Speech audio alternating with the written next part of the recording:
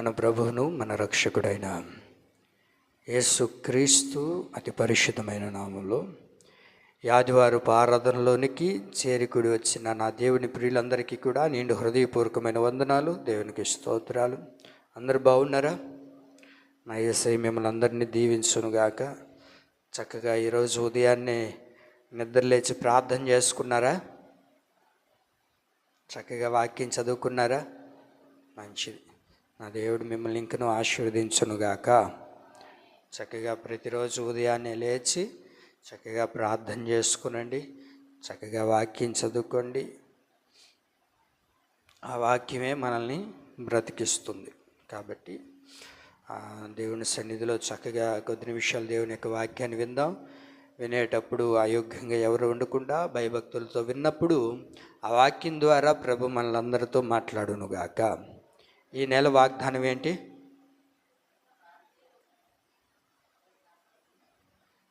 ఈ నెల వాగ్దానం పోయిన ఆదివారం విన్నాం కదా. వచ్చేటప్పుడు చదువుకొని రావాలా కదా.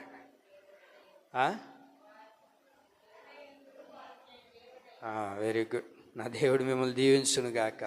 వారు నాకు జనులయ్యుందురు, నేను వారికి దేవుడినయ్యుందును అని దేవుడు మనతో ప్రమాణం చేశారు. ఆయనకి జనులు అవ్వాలి, ఆయన బిడ్డలుగా మారాలి అని అంటే ఏం చేయాలో గత రోజుల్లో మనం విన్నాం. కాబట్టి ఇప్పుడు కొద్ది నిమిషాలు దేవుని యొక్క వాక్యాన్ని విందాం. సమూయేలు మొదటి గ్రంథం 12వ అధ్యాయము. సమూయేలు మొదటి గ్రంథం 12వ అధ్యాయము 22వ వాక్యాన్ని నేను చదువుతాను, మీరు అందరూ కూడా గమనించండి. అక్కడ సమూయేలు మొదటి గ్రంథం 12వ అధ్యాయము 22వ వాక్యంలో,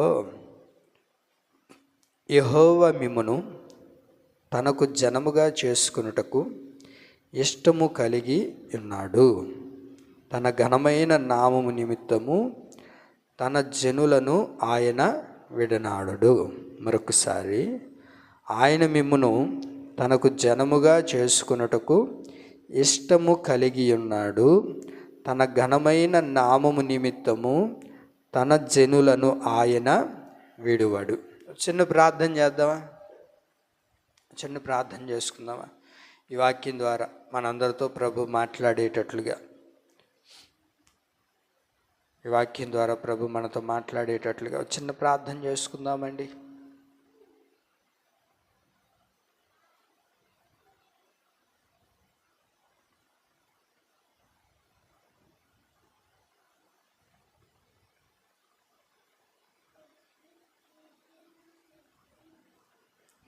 ప్రార్థన చేసుకుందామా? దేవుడి వాక్యం ద్వారా నీతో నాతో మాట్లాడేటట్లుగా ప్రభు మనందరి జీవితాలకి సరిపోయేటట్లుగా ప్రార్థన చేసుకుందాం. ప్రభువా, ఈ వాక్యం ద్వారా నాతో మాట్లాడే యేసయ్యా,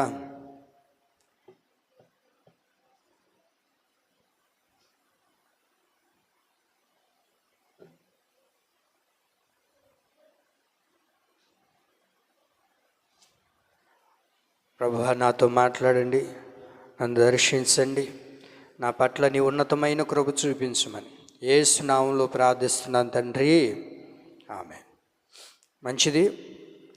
సమూయేలు మొదటి గ్రంథం 12వ అధ్యాయం 22వ వాక్యంలో, యెహోవా మిమ్మును తనకు జనముగా చేసుకొనుటకు ఇష్టము కలిగి ఉన్నాడు. తన ఘనమైన నామము నిమిత్తము తన జనులను ఆయన విడనాడడు. యెహోవా మిమ్మును తనకు జనముగా చేసుకొనుటకు ఇష్టము కలిగి ఉన్నాడు. ఈ మాటలు సమూయేలు అక్కడున్న ఇశ్రాయేలు ప్రజలతో ఈ మాట చెప్తూ ఉన్నారు. ఏమని చెప్తున్నారు ఆయన అంటే, యెహోవా మిమ్మును తనకు జనముగా చేసుకొనుటకు ఆయన ఇష్టం కలిగి ఉన్నాడు అని అన్నారు. ఈ సందర్భాన్ని మనం ఒకసారి ఆలోచించగలిగితే, దేవుని ప్రియులారా, ఈ ముందు అధ్యాయాల్లో అంతా కూడా ఇశ్రాయేలు ప్రజలు సమూయేలు దగ్గరకు వచ్చి, దైవజనుడి దగ్గరకు వచ్చి, అయ్యా, అందరికీ ఆయా దేశాల్లో అక్కడక్కడ నివసిస్తున్న ప్రజలకు ఎలాగైతే రాజులు ఉన్నారో, ఎలాగైతే రాజులు ఉన్నారో మాకు కూడా ఒక రాజు కావాలి, మాకు కూడా ఒక రాజు కావాలి అని అడిగారు. అప్పటి వరకు దేవుడు వారిని ఆ నాయకుల్ని నిలబెట్టి, యాజకుల్ని నిలబెట్టి వారిని నడిపిస్తూ వచ్చారు. అయితే ఇప్పుడు వారికి ఏం ఆలోచన కలిగిందని అంటే, మాకంటూ ఒక రాజు కావాలి, మాకంటూ మమ్మల్ని పరిపాలించడానికి, మమ్మల్ని నడిపించడానికి మాకంటూ ఒక రాజు ఉంటే బాగుంటుంది అని చెప్పుకుంటూ దైవజనుడిని అడిగినప్పుడు, దైవజనుడు ఏం దేవుడు మీకేం తక్కువ చేశాడు? ఆయనే మీకు రాజుగా ఉన్నప్పుడు, ఆయనే మిమ్మల్ని పోషించి నడిపించి మీకు ప్రతి విషయంలో ఆయన తోడుగా ఉంటున్నాడు కదా, ఆయనకి మించినది మరొకటి ఉందా మీకు అని మాట్లాడుతూ ప్రభు సన్నిధిలో ఆయన నిలబడి వారందరితో అక్కడ సంభాషిస్తూ ఉంటారు. అలా ఉన్నప్పుడు సరే, మీరు అన్నట్లుగానే, మీరు కోరుకున్నట్లుగానే, మీరేదైనా కోరుకుంటే దేవుడు మీకు ఇవ్వకుండా ఉన్నాడా? లేదు కదా. మీరు ఏది కోరుకున్నా దేవుడు మీకు ఇస్తూ ఉన్నాడు. మీరు అడగడం ఆలస్యం, ఆయన కొంచెం ఆలస్యం చేసినా వెంటనే దేవుడు మీకు ఇస్తున్నాడు కదా. ఇప్పుడు కూడా ఆయన ఆలోచన ప్రకారం ఏమి కాదు, మీరు అడిగారు కనుక మీకంటూ ఒక రాజుని ఆయన ఇస్తాడు అని చెప్పి దేవుడు ఇప్పుడు ఆ సమూయేలును నిలబెట్టి ఒక వ్యక్తిని నియమించుకొని అతన్ని అభిషేకించి అతన్ని నిలబెట్టారు. ఆయన పేరే సౌలు కదా. ఈ విషయం మనకు బాగా తెలుసు. ఇశ్రాయేలు ప్రజలకి మొట్టమొదటి రాజు సౌలు. అయితే సౌలు ఉన్నప్పుడు ఇప్పుడు దేవుడు ఏం మాట్లాడుతున్నారు అని అంటే, ఇప్పుడు ఒకవేళ మీకు రాజు వచ్చారు కదా అని చెప్పి మీకు ఇష్టం వచ్చినట్లుగా చేయడం కాదు. ఇదిగో ఆ రాజైనా, రాజ్యాన్ని పరిపాలిస్తున్న రాజైనా, ఆయన సరిహద్దుల్లో ఉన్న ప్రజలు మీరైనా సరే ఎలా ఉండాలో తెలుసా? మీరు నన్నే సేవించాలి, నన్నే ఆరాధించాలి, నన్నే పూజించాలి. ఇలా కాకుండా మీకంటూ వేరే కట్టుబాట్లు చేసుకొని, మీకంటూ వేరే అలవాట్లు నేర్చుకొని ఇలాగున మీరు చేశారు అని అంటే లేనిపోని నష్టాలు కొని తెచ్చిపెట్టుకుంటారు, లేనిపోని సమస్యల్ని మీరే కొని తెచ్చిపెట్టుకున్నట్లుగా అవుతుంది. కనుక దయచేసి మీకు దేవుడు ఖచ్చితంగా రాజునిస్తూ ఉన్నాడు. అయితే మీరు మాత్రం దేవుణ్ణి పూజించడం, దేవుణ్ణి ఆరాధించడం, ఆయన సేవించడం మాత్రం మీరు మానేయకూడదు. 20 వాక్యంలో ఉంటుంది చూడండి. భయపడకుడి, మీరు ఈ కీడు చేసిన మాట నిజమే, ఆయనను యెహోవా విసర్జింపకుండా ఆయనను అనుసరించుచు పూర్ణ హృదయముతో ఆయన్ని సేవించుడి, ఆయనను విసర్జింపకుడి. ఆయనను విసర్జింపువారు రక్షింపలేని మాయా స్వరూపములను అనుసరించుచు నిజముగా అవి మాయయే. వాటిని వీటిని అనుసరించడం కాదు, మీకు ఇష్టం వచ్చినట్లుగా చేయడం కాదు. మీ పూర్ణ హృదయముతో, మీ పూర్ణ ఆత్మతో, మీ పూర్ణ మనస్సుతో దేవుణ్ణి ఆరాధించండి, దేవుని త్రోవలో నడిపించబడండి, దేవుని అనుసరించండి. అంతేగాని మీకు ఇష్టం వచ్చినట్లుగా చేశారు అని అంటే లేనిపోని సమస్యలను మీరు కొని తెచ్చిపెట్టుకుంటారు అని దైవజనుడు మాట్లాడుతూ ఆయన పలికిన మాట ఏంటంటే, దేవుని యొక్క హృదయంలో ఉన్న మాటను ఇప్పుడు దైవజనుడు ప్రజలతో మాట్లాడుతున్నారు. ఏమంటున్నారంటే, యెహోవా మిమ్మును తనకు జనముగా చేసుకొనుటకు ఇష్టము కలిగి ఉన్నాడు. ఇప్పుడు మనం ఎవరమో తెలుసా? దేవుని యొక్క ప్రజలమి. ఎవరు మనం? దేవుని ప్రజలమి. ఆయన మనల్ని ప్రజలుగా చేసుకోవడానికి, ఆయనకి ఇష్టమైన బిడ్డలుగా మనల్ని చేసుకోవడానికి దేవుడు మన ఎడల ఇష్టం కలిగి ఉన్నాడు. ఎంత అద్భుతమో కదా. నేను అంటాను, ఆయన ఈ సృష్టిని నిర్మించిన దేవుడు కదా, ఎందుకు ఇలాంటి మనుషుల్ని దేవుడు ఎన్నుకోవాలి, ఇలాంటి వ్యక్తుల్ని దేవుడు ఆయన ప్రజలుగా ఎందుకు చేసుకోవాలని ఆయన ఇష్టపడుతూ ఉన్నాడు. ఈ వాక్యం చదివేటప్పుడు నేను అదే అనుకున్నాను. వీరు ఎన్ని అవిధేయతమైన కార్యాలు చేస్తున్నా, దేవుడు ఎన్ని చేసినా దేవుని మర్చిపోయి మరలా ఒక రాజ్యం కావాలంటున్నారు. వాళ్ళకి ఇష్టం వచ్చినట్లుగా చేస్తున్నారు, వాళ్ళకి ఇష్టం వచ్చినట్లుగా బ్రతుకుతూ, వాళ్ళకి ఇష్టం వచ్చినట్లుగా జీవిస్తున్నారు. అయినా సరే మరలా దేవుడు వారిని క్షమించి ఆయన చెంతకు చేర్చుకుంటూ ఉన్నాడు. మరలా దేవుడు అంటారు, వారిని జనముగా చేర్చుకున్నటకు నాకు ఇష్టము కలిగెను అనే దేవుడు మాట్లాడుతూ ఉన్నాడే. మరి ఏం చేశాడు ప్రభు వీరిలో? ఏం చూసి వారిని జనముగా ఇష్టంగా చేసుకోవాలని ప్రభు ఆశపడుతున్నాడు అని అంటే, ద్వితీయోపదేశకాండం 7వ అధ్యాయము, ద్వితీయోపదేశకాండం 7వ అధ్యాయము, ద్వితీయోపదేశకాండం 7వ అధ్యాయము చూడండి. ద్వితీయోపదేశకాండం 7వ అధ్యాయము 6-7 వాక్యాలు చదువుదామా? నీవు నీ దేవుడైన యెహోవాకు ప్రతిష్ఠిత జనము. నీ దేవుడైన యెహోవా భూమి మీదనున్న సమస్త జనముల కంటే నిన్ను ఎక్కువగా ఎంచి నిన్ను తనకు స్వకీయ జనముగా ఏర్పరచుకోనేను. ఆ తర్వాత మీరు సర్వ జనుల కంటే విస్తార జనమని యెహోవా మిమ్మల్ని ప్రేమించి మిమ్మల్ని ఏర్పరచుకొనలేదు. సమస్త జనముల కంటే మీరు లెక్కకు తక్కువే కదా. అయితే యెహోవా మిమ్మల్ని ప్రేమించిన వాడు గనుకను తాను మీ తండ్రులకు చేసిన ప్రమాణమును నెరవేర్చువాడు గనుకను యెహోవా బాహుబలము చేత మిమ్మల్ని రక్షించి దాస్యగృహములో నుండి ఐగుప్తు రాజైన ఫరో చేతిలో నుండి మిమ్మల్ని విడిపించెను. వారిని జనముగా చేసుకోవడానికి దేవుడు ఎందుకు ఇష్టపడుతూ ఉన్నాడు అని అంటే, వారేదో బలాఢ్యులని, వారేదో జ్ఞానం కలిగిన వారని, వాళ్ళేదో ధన సంపద కలిగిన వారని, ఏమండి ఇవన్నీ దేవుడు చూడలేదు. అందరికంటే తక్కువైన జనం అంట వీరు. అదేనా రాయబడి ఉంది అక్కడ, అందరికంటే మీరు తక్కువైన వారు. మిమ్మల్ని చూసి నేను మిమ్మల్ని ప్రేమించలేదు, మిమ్మల్ని చూసి మిమ్మల్ని నా జనముగా చేసుకోలేదు. మీ తండ్రికి నేను ప్రమాణము చేసిన రీతిగా మీ తండ్రులకు నేను ప్రమాణం చేశాను కనుకనే మిమ్మల్ని నేను ఐగుప్తులో నుండి విడిపించాను. అలనాడు నేను అబ్రహామునికి ప్రమాణం చేశాను, ఇదిగో తెలియని ఒక దేశంలోనికి నీ వంశపు వారు వెళ్తారు, అక్కడ కొన్ని సంవత్సరాలు వారు బానిసలుగా ఉంటారు, అయితే అక్కడ నుండి నేను మరలా వారిని విడిపించి తీసుకుని వస్తాను అని చెప్పిన దేవుడు దాన్ని మర్చిపోకుండా మరలా దేవుడు ఆ దేశంలో మోషేని పుట్టించడం, అహరోను వీరిద్దరిని ఎన్నుకోవడం, అక్కడ నుండి దేవుడు ఆయన ప్రజల్ని తీసుకొని రావడం, ఎన్నో ఘనమైన కార్యాలు ప్రభు చేయడం, ఎన్నో సూచకమైన క్రియలు ప్రభు చేసి నడిపించాడు. దానికి గల కారణం ఏంటంటే వారిని చూసి కాదు, దేవుడు ఒక ప్రమాణాన్ని వారి యొక్క పితరులకు చేశాడు కనుకనే వారిని దేవుడు ప్రేమించాడు. అర్థమవుతుందా? మనల్ని బట్టి మన తల్లిదండ్రులు ఏ రోజో ప్రార్థన చేస్తుంటారు. ఆ ప్రార్థన ఈరోజు దేవుని సన్నిధిలో కూర్చునేటట్లుగా, దేవుని సన్నిధిలో దేవుని ఆరాధించేటట్లుగా అది మనల్ని చేసింది. కాబట్టి దేవుని ప్రియులారా, ఆయన జనులుగా చేసుకోవడానికి ఈ ఆరాధనలో ప్రభు మనల్ని ఇష్టపడుతూ ఉన్నాడు. ఆయన జనంగా మనం మారితే మనకి ఏం కొరతలు ఉండవండి. ఆయన జనముగా మనం ఉంటే, ఏమండి, ఆయన ప్రజలుగా మనం ఉంటే, ఆయన వారిగా మనం ఉంటే మనకేమైనా కొరతలు ఉంటాయి? ఇంకా చెప్పరే. ఇప్పుడు నేను ఒక ఎగ్జాంపుల్ చెప్తాను మీకు అర్థం అవడానికి. ఇప్పుడు అప్పుడప్పుడు మనం ఒక సామెత వాడుతుంటాం, వడ్డిచ్చేవాడు మనోడైతే ఎక్కడ కూర్చున్నా, ఏమండి, ఎక్కడ కూర్చున్నా మనకు రావాల్సిన ఖచ్చితంగా మనల్ని ఎత్తుక్కుంటూ వస్తుందంట. కారణం ఏంటి? వడ్డించేవాడు మనవాడైతే. ఇప్పుడు మనం దేవుని ప్రజలమైతే, దేవుని ప్రజలుగా మనం ఉన్నాము కనుక నీకే కొరతలు ఉండవు, ఇంకా నీకే సమస్యలు ఉండవు, నీకే ఇబ్బందులు లేకుండా ప్రతి కొరతలను ప్రభు తీర్చడం ప్రారంభిస్తాడు. నీ అక్కర్లన్నీ ప్రభు తీర్చడం ప్రారంభిస్తాడు. మిమ్మును తనకు జనముగా చేసుకొనడానికి దేవుడు ఇష్టం కలిగి ఉన్నాడు. కారణం ఏంటో చెప్పనా? ఎందుకని దేవుడు మనల్ని ఇష్టం కలిగి ఉన్నాడు ఆయన జనంగా చేసుకోవడానికి అని అంటే, కొరింథీయులకు రాసిన మొదటి పత్రిక 6వ అధ్యాయము, కొరింథీయులకు రాసిన మొదటి పత్రిక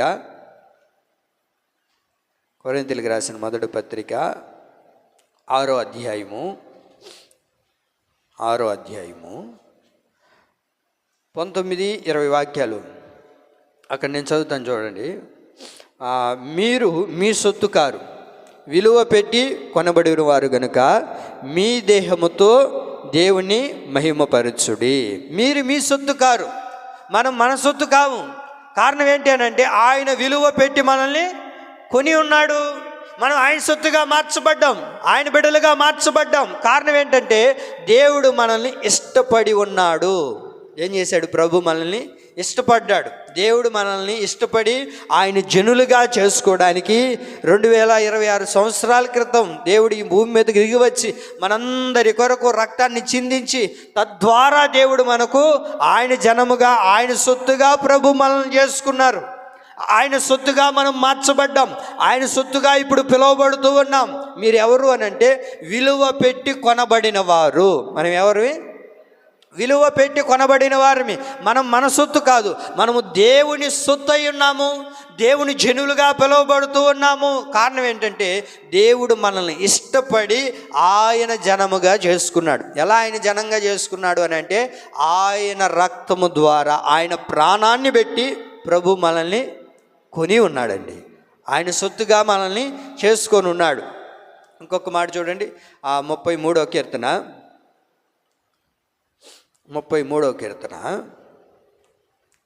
12వ వాక్యం. 33వ కీర్తన 12వ వాక్యంలో యెహోవా తమకు దేవుడుగా గల జనులు ధన్యులు, ఆయన తనకు స్వాస్థ్యముగా ఏర్పరుచుకొను జనులు ధన్యులు. ఎవరైతే దేవుని బిడ్డలుగా మార్చబడతారో, ఎవరైతే దేవుడిని స్వీకరిస్తారో వారు ధన్యులుగా పిలువబడతారు. ఇక్కడ రెండు అద్భుతమైన మాటలు ఏంటంటే, ఆయన నీకు దేవుడిగా ఉన్నాడు అనుకోండి, యేసుక్రీస్తు ప్రభుల వారి నీకు దేవుడిగా ఉన్నాడు అనుకోండి, నువ్వు ధన్యుడిగా మార్చబడతావు. ఆ తరువాత మనము దేవుని జనులుగా ఉన్నాం అనుకోండి, మనం దేవుని బిడ్డలుగా ఉన్నాం అనుకోండి, మనం దేవుని పిల్లలుగా ఉన్నాం అనుకోండి, అక్కడ కూడా మనమే ధన్యులమి. ఎంత అద్భుతం అంటండి. ఆయన మనకు దేవుడిగా ఉండడం ఒక గొప్ప భాగ్యం, మనం ఆయనకి బిడ్డలుగా ఉండడం మరొక గొప్ప భాగ్యం. కనుక ఆయన జనులుగా ఉన్నప్పుడు, ఆయన ప్రజలుగా ఉన్నప్పుడు మనకి ఇంకే కొరతలు కూడా ఉండవు, మనకి ఇంకే సమస్యలు కూడా ఉండవు. మెండుగా దేవుడు మనల్ని ఆశీర్వదించడం ప్రారంభిస్తాడు, మెండుగా దేవుడు మనల్ని దీవించడం ప్రారంభిస్తాడు. అలా జరగాలి అని అంటే దేవుని యొక్క జనులుగా మనం ఉండాలి. మనము దేవుని యొక్క జనులుగా ఉండాలి, దేవుని యొక్క ప్రజలుగా జనులుగా ఉండాలి అని అంటే ఏం చేయాలో గత వారంలో విన్నాం. అయితే ఇప్పుడు ఆయన జనులుగా మార్చబడిన మనం, ఆయనకి ఇష్టమైన జనులుగా ఉన్న మన జీవితాల్లో ప్రభు ఏం చేస్తారు? అది తన జనులకు ప్రభు ఏం చెప్పారు? మిమ్మును తనకు జనముగా చేసుకున్నట్టుకు ఇష్టం కలిగి ఉన్నాడు అని అన్నారు కదా. మనం ఆయన జనులుగా ఉన్నాం. ఆయన జనులుగా మనం ఉంటే తన జనులకు ఏం కలగజేస్తాడు ప్రభు? ఆయన బిడలం కదా మనము, ఆయన జనులు కదా, ఆయన సొత్తు కదా, ఆయన వారం కదా మనము. ఏమండి, మరి ఆయన బిడ్డలుగా ఉన్నప్పుడు దేవుడు మనకి ఏమన్నా కొరతలు ఉంటాయా? లేకపోతే ఏదైనా సమస్యలు ఉంటాయా? ఇబ్బందులు ఉంటాయా? ఒక మాట మీకు జ్ఞాపకం చేస్తాను చూడండి. మన తల్లిదండ్రులు ఉన్నారనుకోండి, మన తల్లిదండ్రులు, మనం ఒక వంశానికి చెందిన వారం అయితే మన తల్లిదండ్రులు ఏదైనా మనకు కొరత చేస్తారా? మనకంటూ ఇంకా నిలవడానికి ఏమి లేకపోయినా, ఆస్తి ఏమి లేకపోయినా నిలవడానికి నీడైనా ఇచ్చిపోతారా లేదా? నిలవడానికి ఇల్లైనా గూడు పెట్టి నా బిడ్డలకి ఎట్లాగైనా సరే కష్టపడి రెక్కలు ముక్కలు చేసుకునైనా ఒక ఇల్లైనా ఇచ్చిపోవాలి నేను చచ్చిపోయే లోపు అనుకుంటావా? మన బిడ్డల కోసం ఆస్తులు సంపాదిస్తాం, పొలాలు సంపాదిస్తాం, బిల్డింగ్లు కడతాం, కార్లు సంపాదిస్తాం, బోల్డ్ అని చేస్తాం. కారణం ఏంటి? ఏమని చెప్తాం? ఇవన్నీ సంపాదించిన తర్వాత ఇవన్నీ ఏంటి సైలెంట్గా ఉన్నారు? ఇవన్నీ నీకోసమే కదా నాయన, ఇవన్నీ నీకోసమే కదరా సంపాదిస్తుండేది. అరే, ఈ లోకంలో ఉన్న తల్లిదండ్రులుగా మనం మన బిడ్డల కొరకు ఇంత సంపాదించి ఇంత ఇస్తూ ఉంటే మరి ఆయన జనంగా చేసుకున్న మనల్ని మనకేమన్నా కొరతలు తీరుస్తాడా ప్రభు? ఏమండి, కొరతలు అట్లాగే ఉంచుతాడా? కొరతలు తీర్చకుండా ప్రభు వెళ్ళిపోతాడా? ప్రతి కొరతలు ప్రభు తీర్చడం ప్రారంభిస్తాడు. కారణం ఏంటంటే ఆయన జనులుగా మనం ఉన్నప్పుడు, ఏమండి, ఆయన జనులుగా ఉన్నప్పుడు మనం ఏం చేస్తున్నాం? ఈరోజు ఆయన జనులుగా ఉండగలుగుతున్నామా? ఆయన ప్రజలుగా ఉండగలుగుతున్నామా? ఆయన సొత్తుగా ఉండగలుగుతున్నామా? అది ప్రాముఖ్యత. ఆయన ప్రజలుగా ఉన్నాం అనుకోండి, ఏ కొరతలు ఉండవు, ఇంక నీకు ఏ సమస్యలు కూడా ఉండవు, ఏ ఇబ్బందులు కూడా ఉండవు. ప్రతిదీ ప్రభు నీకు అనుగ్రహించడం ప్రారంభిస్తాడు, ప్రతిదీ ప్రభు నీకు ఇవ్వడం ప్రారంభిస్తాడు. ఆ మధ్య ఒక పిల్లోడు వచ్చాడు చర్చి దగ్గరికి, చిన్న పిల్లోడు బుడ్డోడు వస్తే వాడిని పిలిచాను. అప్పటికే నా పక్కన ఒక చాక్లెట్ ప్యాకెట్ ఉంది. ఉంటే ఆ చాక్లెట్ ప్యాకెట్ పక్కన పెట్టుకున్నాను. ఆ బుడ్డోడు వచ్చాడు. రా అన్నాను. వచ్చాడు. ఏం పాస్టర్ అయ్యా అన్నాడు. ఇదిగో పక్కన చాక్లెట్ ఉండదు, చాక్లెట్ తీసుకో అన్న. వద్దు నాకు అన్నాడు. ఏంగా తీసుకోరా అన్న. నాకు వద్దు అన్నాడు. ఏమైందిరా? తీసుకో చాక్లెట్ తీసుకో అని అంటే ఆడంటాడు నాకు వద్దు అంటున్నాడు. మొహమాట పడుతున్నాడేమో, వద్దు అంటున్నాడేమో అనుకున్నా. ఆ తర్వాత మళ్ళీ అడిగితే నాకు వద్దు, నువ్వే ఇయ్యి అన్నాడు. ఏంటిది? నువ్వే ఇయ్యి అన్నాడు. బుడ్డాడు, వాడు చాలా తెలివైనడు. ఎందుకని చెప్పనా, వాడు తీసుకున్నాడు అనుకోండి, వాడి చేయి ఇంత కదా, వాడి చేతికి వస్తే ఈ చేతికి 2, ఈ చేతికి 2 వస్తాయేమో, 4 వస్తాయి. అదే నేను ఇచ్చాను అనుకోండి, నా చెయ్యి పెద్దది కాబట్టి నేను పిరుగుడితో ఎత్తుకొని గుప్పిడితో ఇయ్యగలుగుతాను. అప్పుడు ఎన్ని అవుతాయి? వాడు ఎత్తుకుంది ఎక్కువ, నేను ఇచ్చింది ఎక్కువ. వాడికి ఎంత తెలివి చూడండి. వాడు అంటాడు, నీ చేత్తో నీవు పాస్టరయ్యా, నువ్వు ఇస్తే ఆశీర్వాదం ఉంటుంది పాస్టరయ్యా అన్నాడు. సరే అని చెప్పి నేను తీసి ఇచ్చినాను అనుకోండి, ఇప్పుడు ఏమైంది, చేతిలో పెడితేనే కొన్ని అవుతున్నాయి. ఇప్పుడు గుడ్డ తీసి దాంట్లో పోస్తే ఇన్ని అయినాయి. అది వాడి ప్లాను. మనం యేసయ్య దగ్గరికి వచ్చి, ఏమండి నీకు కావాల్సిన దేవుడిని అడగకూడదు, ప్రభు నీ చేత్తో నాకు ఇవ్వు ప్రభు ఆశీర్వాదం. ఆయన ఇచ్చాడు అనుకోండి, కొరతలే ఉండవండి. ఆయన ఇచ్చాడు అనుకోండి, సమృద్ధిగా ప్రభు ఇస్తాడు. అంతేగాని మనంతటా మనం పోయి ఎత్తుక్కున్నాం అనుకోండి, అది కొద్దిగానే ఉంటుంది, అది కొరతలుగానే ఉంటుంది. అది ఎలా ఉంటుందంటే ఏమండి అరకొరగానే ఉంటుంది. అదే దేవుడు ఇచ్చాడు అనుకోండి, అది సమృద్ధిగా ఉంటుంది. ఆమేన్. కాబట్టి తన జనులుగా దేవుడు మనల్ని చేసుకొని ఉన్నాడు. తన జనులుగా చేసుకోవడానికి దేవుడు ఇష్టం కలిగి ఉన్నప్పుడు తన జనులకు ప్రభు ఏం చేస్తాడు? ఒక 2-3 మాటలు చెప్పి నేను త్వరగా ముగిస్తా. మొదటి మాట, తన జనులకు ఏం కలగజేస్తాడు అని అంటే, దినవృత్తాంతముల మొదటి గ్రంథం చూడండి. దినవృత్తాంతముల మొదటి గ్రంథం 23వ అధ్యాయము.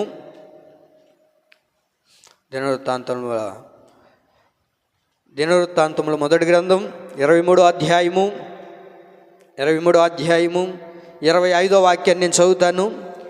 ఇశ్రాయేలీయుల దేవుడైన యెహోవా తన జనులకు నెమ్మది దయచేసి ఉన్నాడు.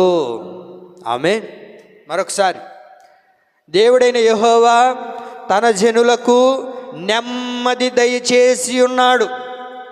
తన జనులుగా చేసుకోవడానికి ఆయన ఇష్టపడి ఉన్నాడు. ఆయన జనులుగా మార్చబడిన వారి జీవితంలో, ఆయన జనులుగా ఉన్నవారి జీవితంలో, ఆయన జనులుగా కొనసాగించబడుతున్న వారి జీవితంలో ప్రభు ఏం కలగజేస్తాడు అని అంటే, తన జనులకు నెమ్మదిని ప్రభు కలగ చేయబోతూ ఉన్నాడు. ఆయన జనులుగా చేసుకోవడానికి ఆయన ఇష్టపడుతుంది. ఎందుకో తెలుసా? నువ్వు బాధపడుతూ, కృంగిపోతూ, నశించిపోతూ, వేసారిపోతూ, నలిగిపోతూ, ఏడుస్తూ, కుమిలిపోవాలని తన జనులుగా ఆయన చేసుకోలేదు. ఆయన జనులుగా చేసుకోవడానికి ఇష్టం కలిగి ఎందుకు ఉన్నాడు అని అంటే, మనమందరము కూడా నెమ్మదిగా ఉండడానికి. హల్లెలూయా. ఎందుకంటమ్మా? నెమ్మదిగా ఉండడానికి. మరి ఈ రోజున నెమ్మదిగా ఉండగలుగుతున్నామా అని అంటే, నెమ్మది కరువు అయిపోయింది. నెమ్మది లేదు. ఎవరి దాకో ఎక్కడ దాకో ఎందుకండి? ఈరోజు చూడండి, క్రైస్తవుల మీద ఎన్ని దాడులు జరుగుతున్నాయి, సంఘాల మీద ఎన్ని దాడులు జరుగుతున్నాయి, సేవకుల మీద, స్వార్థ చెప్తున్న వారి మీద, దేవుళ్ళు నడిపించబడుతున్న వారి మీద ఎన్ని దాడులు జరుగుతున్నాయి. ప్రపంచంలో, దేశంలో, రాష్ట్రాల్లో, గ్రామాల్లో ఎన్నో నెమ్మది లేని పరిస్థితుల్లో ప్రజలు జీవిస్తూ ఉన్నారు. నువ్వు ఆయన జనుడుగా ఉండగలిగితే, ఆయన జనుడుగా మనం మారగలిగితే, ఆయన బిడ్డలుగా మనం ఉండగలిగితే, తన జనులకు ఏం కలగజేస్తాడు? ఆయన అది నెమ్మదిని కలగజేస్తాడు. ఆయన జనులుగా మనం ఉండాలండి. ఆయన జనులుగా చేసుకోవడానికి ఎందుకు ఇష్టపడ్డాడు అని అంటే, మనం నష్టపోవడానికి కాదు, మనం బాధపడడానికి కాదు, నీవు నెమ్మదిగా ఉండడానికి. హల్లెలూయా. అది ఎంత బాగుందో మాట. నాకు చాలా నచ్చింది. ఈ వాక్యం చదువుకునేటప్పుడు, వాక్యం రాసుకునేటప్పుడు నిజమే కదా, తన జనులకి ప్రభు నెమ్మదిని కలగజేస్తానన్నాడు. తన జనులకి, అందరికి కాదు. మరలా ఇక్కడ అమ్మా అందరికి అన్నాడా? ఎవరికంట? యెహోవా. ఏమనుంది అక్కడ? యెహోవా తన జనులకు నెమ్మదిని కలగజేస్తున్నాడు. తన బిడ్డలైన వారికి, తన సొత్తుగా మార్చబడిన వారికి యెహోవా తన జనులకు నెమ్మది కలగజేసి ఉన్నాడు. ఎంత అద్భుతమో అండి. ఈరోజు నెమ్మది లేకుండా పోతుందండి కుటుంబాల్లో. ఎక్కడ చూసినా నెమ్మది లేదు. ఆ మధ్య కొత్తగా వివాహం అయింది. వివాహం అయిన ఒక 3-4 సంవత్సరాల తర్వాత ఆ కుటుంబంలో ఎప్పుడు చూడు ఒకటే గొడవలు, ఒకటే కొట్లాట్లు.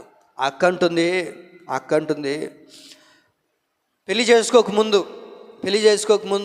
నువ్వు నన్ను కానీ పెళ్లి చేసుకుంటే, నువ్వు కానీ నన్ను పెళ్ళి చేసుకుంటే నిన్ను ఎంత నెమ్మదిగా చూసుకుంటానో తెలుసా?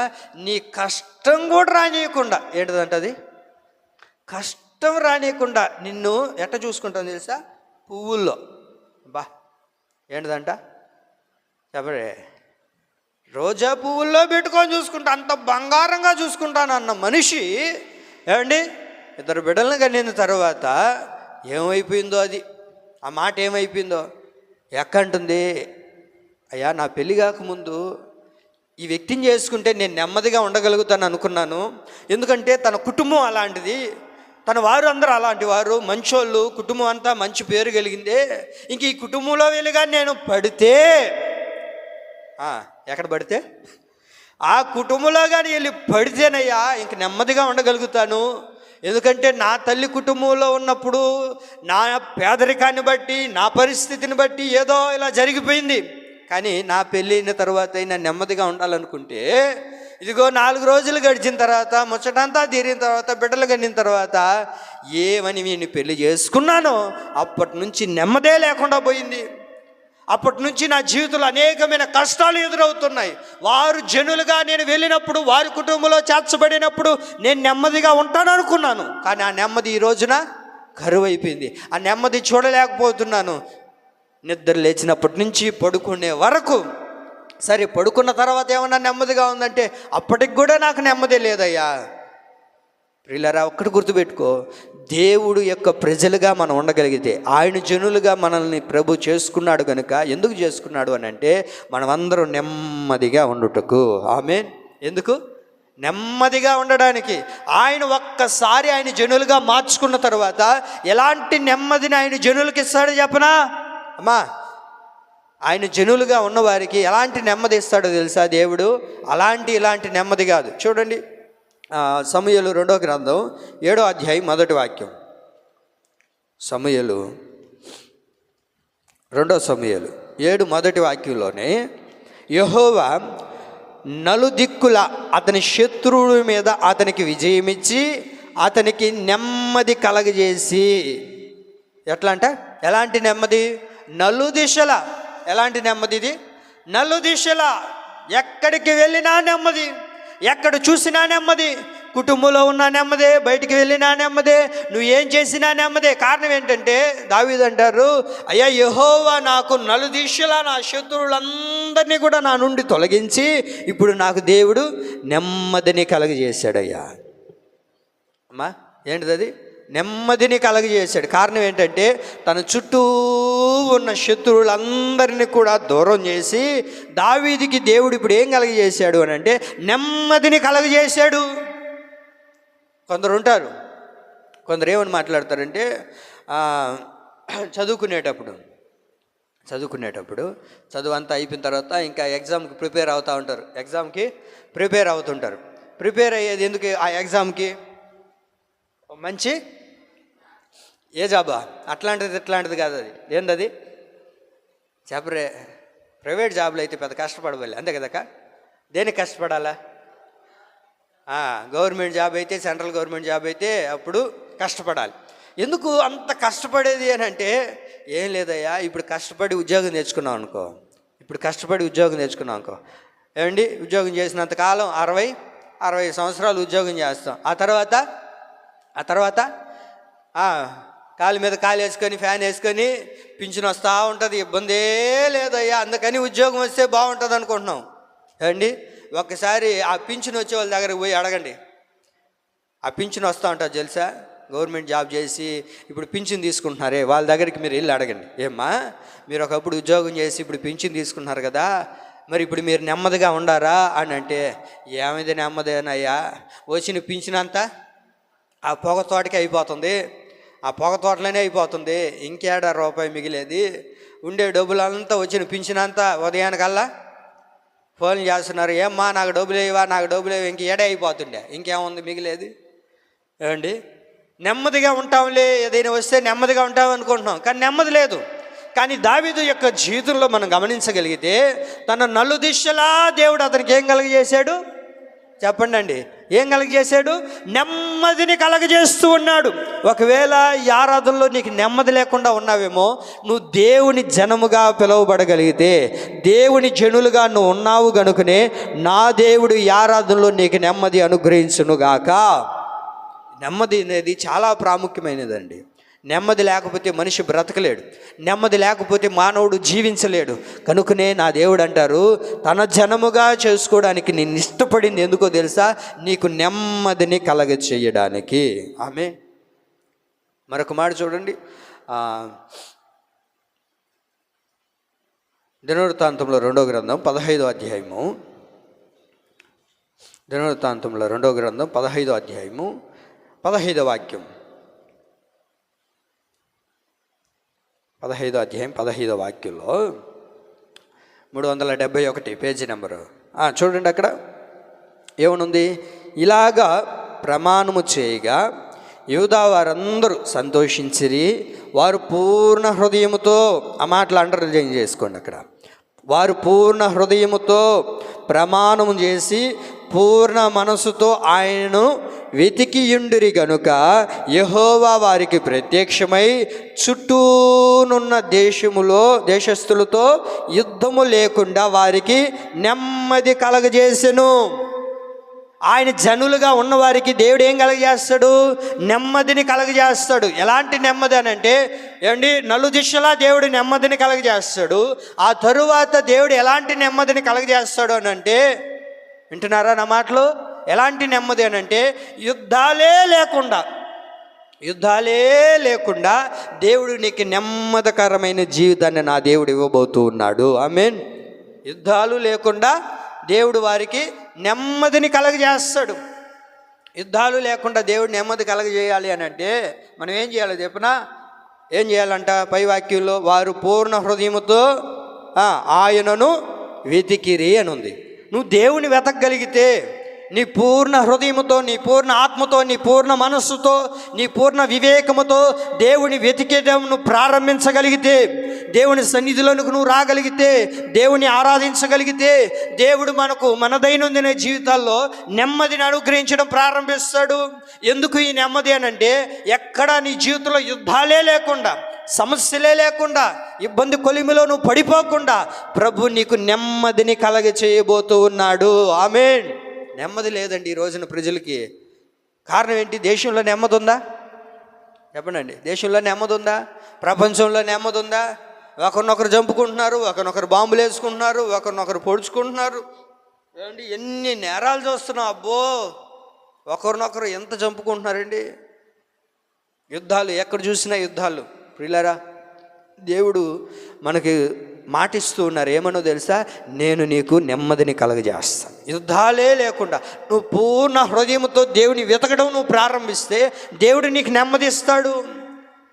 నలుగురు బిడ్డలు ఉన్నా సరే ఆ కుటుంబంలో నెమ్మది ఉండదు. కుటుంబంలో అన్ని సమృద్ధిగా ఉన్నా నెమ్మది ఉండదు. ఎంత సంపాదిస్తున్నా నెమ్మది ఉండదు. ఏమండి, తిని కూర్చోడానికి కూడా నెమ్మది లేని పరిస్థితి. అందుకని ప్రభు అంటారు, యుద్ధాలు ఏవీ లేకుండా నువ్వు దేవుని వెతకగలిగితే దేవుడు నీకు నెమ్మదిని అనుగ్రహించడం ప్రారంభిస్తాడు. నువ్వు దేవుని వెతకడం ప్రారంభిస్తే దేవుడు నీకు నెమ్మదిని అనుగ్రహిస్తాడు. సమాధానాన్ని, శాంతిని, ఏమండి విశ్రాంతిని ప్రభు మనకు అనుగ్రహించడం ప్రారంభిస్తాడు. ఇది ఎవరికి కలుగుతుంది నెమ్మది? తన జనులకు. ఎవరికి? తన జనులకు దేవుడు నెమ్మదిని దయచేస్తాడు. ఈ నెమ్మది కావాలంటే ఒకరిని చంపాలి మనం. ఏం చేయాలా? ఏం సైలెంట్గా ఉండాలి? ఒకరిని చంపాలా? చంపుతారా? చంపరా? ఏందమ్మా చంపడం పాపం కదా పాస్టర్ అన్నట్టు కూర్చొని ఉండరు. చెప్పండి, చంపుతారా? చంపరా? నేను చెప్పే మనిషిని మీరు చంపండి. ఎవరినంటే వాళ్ళని చంపాకని మళ్ళీ బయటికి వెళ్ళి లేనిపోయిన ఇబ్బందులు. అర్థమైందా? ఒక అనుభవం ఉంది. ఆ అనుభవాన్ని నువ్వు చంపగలిగితే దేవుడు నీకు నెమ్మదిని ఇస్తాడు. నెమ్మది లేకుండా పోవడానికి గల కారణం ఏమండి, ఇలాంటి మనుషులు నీ జీవితంలో ఉన్నారు. అందుకనే నీకు నెమ్మది లేదు. నువ్వు అది గుర్తుపట్టట్లే. నాకు నెమ్మది కలగట్లేదు, ఎంత సంపాదిస్తున్నా నెమ్మది రావట్లేదు, ఎంత కష్టపడుతున్నా, ఏం చేస్తున్నా, ప్రయత్నాలు చేస్తున్నావు కానీ నెమ్మదిలే. బైబిల్లో ఒక దేశం ఉందండి. బైబిల్లో ఒక దేశం ఉంది. ఆ దేశంలో ఎంత కాడికి ఎంత చేస్తున్నా నెమ్మది కలగట్లేదంట. శత ప్రయత్నాలు చేస్తున్నారు, ఎన్నెన్నో చేస్తున్నారు, పూజిస్తున్నారు, దేవుడిని ఆరాధిస్తున్నారు, అబ్బో చేయాల్సిన అన్నీ చేస్తున్నారు, కానీ ఏమాత్రం నెమ్మదే రావట్లే. ఎప్పుడు వారికి నెమ్మది కలిగిందో చెప్పనా? ఎప్పుడు వారికి నెమ్మది కలిగిందో చెప్పనా? అతల్య అని ఒక ఆమె ఉంది. ఆమెను ఎప్పుడైతే వారు చంపారో ఆ దేశమునకు నెమ్మది కలిగినని ఉంది అక్కడ. ఏంటిదంటది? అప్పటి వరకు ఆ దేశంలో నెమ్మది లేదు. అతల్య ఎప్పుడైతే చచ్చిందో, ఆమె ఎప్పుడైతే చంపేశారో అప్పుడు ఆ దేశంలోనికి ఏమొచ్చిందో చెప్పనా? నెమ్మది. చూడండి అన్నమాట. దినవృత్తాంతం 2వ గ్రంథం 23వ అధ్యాయము 21వ అధ్యాయం 21వ వాక్యం చివరిలో ఉంటుంది అన్నమాట. దేశ జనులందరూ సంతోషించరి. ఎందుకని సంతోషిస్తున్నారు? వారు అతల్యను చంపిన తరువాత పట్టణము చూసారా? ఆమెను చంపాలి మనం. ఇప్పుడు ఆమెను చంపాలంటే ఎక్కడుందని ఎతుక్కుంటా బాబు అక్కడ మరలా. ఎవరైనా ఒకవేళ పొరపాటున అతల్య అని పేరు పెట్టుకొని ఉంటే వాళ్ళని చంపడానికి చూశారు ఇంక అక్కడ కాదు నేను చెప్పేది, మీరు జాగ్రత్తగా వినాలి. అతల్య యొక్క స్వభావాన్ని చంపాలి. అతల్య యొక్క స్వభావాన్ని, ఆమె యొక్క గుణగణాల్ని మనం చంపాలి. ఆమెలో ఉన్న స్వభావం ప్రతి మనిషిలో ఉంటుంది. ఆమె యొక్క స్వభావం ఎలాంటిది అని అంటే అక్కడ ఏమనుందండి? దేశ జనులందరూ సంతోషించారు. ఎందుకు సంతోషిస్తున్నారు అని అంటే వారు అతల్యను చంపిన తరువాత పట్టణము నెమ్మదిగా ఉండెను. నీ కుటుంబం నెమ్మదిగా ఉండాలి అని అంటే, దేశం నెమ్మదిగా ఉండాలి అని అంటే, సంఘం నెమ్మదిగా ఉండాలి అని అంటే, వ్యక్తిగతంగా నువ్వు నెమ్మదిగా ఉండాలి. నువ్వు నెమ్మదిగా ఉండాలంటే ఏం చేయాలి చెప్పనా? అతల్య ఎలాంటిదయ్యా అంటే అతల్య ఎలాంటిదేనంటే విగ్రహారాధికురాలు. ఎలాంటిది ఆమె? విగ్రహారాధికురాలు. అలాగే ఆమెకేం లేదు, అరే వీళ్ళు మనోళ్ళే, వీళ్ళు నా వాళ్ళే, ఇవేమి లే ఆమెకి. అందరిని చంపుకుంటా పోతుంది మనిషి. మీరు ఇంటికి వెళ్ళిన తర్వాత మీకు టైం ఉన్నప్పుడు ఒకరోజు టైం చూసుకొని ఆయన గురించి చదవండి, బాగుంటుంది. అలాంటి క్రూరమైన మనిషి అని అంటే అరే వీళ్ళందరూ నా వాళ్ళు కదా, నా మనవడు కదా, నా బిడ్డలు కదా అని ఏమీ లేదు ఆమెకి. ఆమెకున్న వ్యామోహం అంతా ఒకటే, పదవి వ్యామోహం. ఆమెకి ఏ వ్యామోహం అంటే పదవి వ్యామోహం. నేను ఆ సింహాసనం మీద కూర్చోవాలని ఆ పదవి వ్యామోహం ద్వారా అక్కడున్న వారందరినీ చంపేసింది. ఎలా ఉందంటే ఆ రోజుల్లో ఆమెను చంపడాన్ని బట్టి రక్తం ఏర్లై పారిందంట.